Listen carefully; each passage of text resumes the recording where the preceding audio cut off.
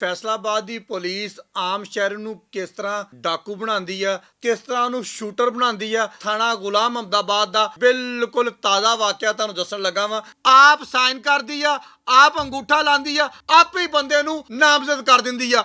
उन्हां दा दीन ईमान सारा कुछ सिर्फ थवंटू आ। अस्सलाम वालेकुम। अच्छा जी, फैसलाबाद की पुलिस आम शहर नूं किस तरह डाकू बनाती है ताकि उन्होंने डाकू कहा जाए, किस तरह चोर बनाती है ताकि उन्होंने चोर कहा जाए, किस तरह उन्होंने शूटर बनाती है ताकि बाद दे विच असीं दस सकीए कि इहदे उपर 40 मुकदमा सी, लिहाजा हुण पुलिस मुकाबले दे विच इहनूं फुल फ्राई कर दिता गया।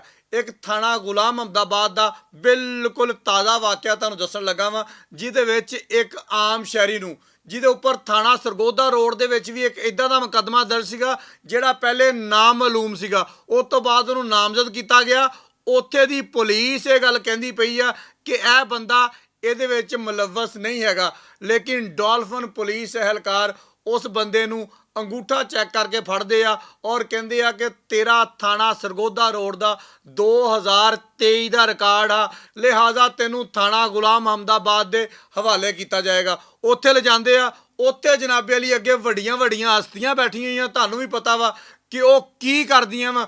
उन्हां दा दीन ईमान सारा कुछ सिर्फ थवंटू आ। उत्थे थवंटू दिओ ते जो मर्जी करवा लो। मैं गुजारिश करांगा RPO फैसलाबाद सुहेल अख्तर सुखेरा साहब नूं, CPO फैसलाबाद साहबजादा उमर बलाल नूं कि सर यह चीज़ तुसीं देखनी है कि एक गरीब आदमी नूं इत्थों तक तुहाडे थाना गुलाम अहमदाबाद ने किस तरह पहुँचाता। एक जनाबे वाली सरगोधा रोड का TO फड़ के दिता जाता वा गुलाम अहमदाबाद पुलिस नूं कि इनू चैक किया जाए, उन्होंने चैक करके ते थबंटू का मुतालबा किया जाता वा। थबंटू ना देण ते उस बंदे नूं एक ऐसे मुकदमे दे विच फसा दिता जाता वा जिहड़ा मुकदमा कितों दा गायब हो गया वा। जिहदी मोटरसाइकिल चोरी हुई सी उहदी मोटरसाइकिल बरामद हो गई आ। मतलब एक नामालूम परचा जिहदे ते थाना गुलाम अहमदाबाद की पुलिस जिहड़ी आ आप साइन कर दी आ, आप अंगूठा लांदी आ, आप ही बंदे नूं नामजद कर दिंदी आ। नामजद करन तो बाद उस बंदे नूं इलाका मजिस्ट्रेट की अदालत में पेश किया जाता वा। जज साहब कहते हैं कि इस परचे के मुद्दई नूं तो बुलाओ जिस परचे दे विच यह मुलजम आ, ਇਹਦੇ ਕੋਲੋਂ ਜਿਹੜੀ मोटरसाइकिल बरामद हुई आ ਉਹ ਕਿੱਥੇ ਆ। फिर जज साहब के सामने ਜਦੋਂ मुदई आंदा वा तो हैरान कुन इंकशाफ हुंदा वा। मुदई साहब आके कहते हैं कि यह मेरा मुलजम नहीं, इस ततीमे बयान के उपर जेड़े साइन किए गए आ, जेड़ा अंगूठा लगा वा यह मेरा नहीं, ये थाना गुलाम अहमदाबाद पुलिस ने अंगूठा भी आप लाया वा, साइन भी आप किए।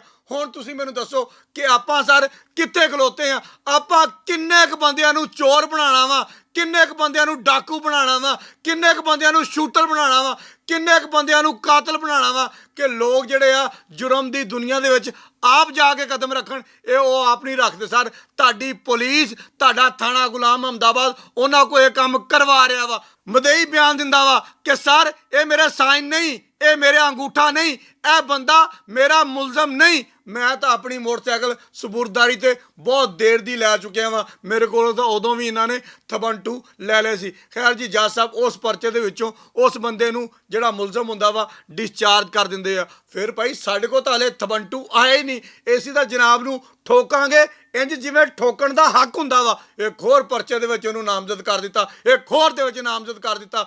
हुण जनाबी अली उस बंदे दा क्रिमिनल रिकॉर्ड बनी जा रहा, बनी जा रहा, बनी जा रहा, पता नहीं ये काम किदों खत्म होएगा। मैं गुजारिश करांगा इत्थे IG पंजाब साहब नूं कि सर तुसीं नवें आए हो, तुसीं साडे फैसलाबाद की पुलिस हल जरा गहरी निगाह दे नाल देखो कि साडी फैसलाबाद की पुलिस करदी की पई आ।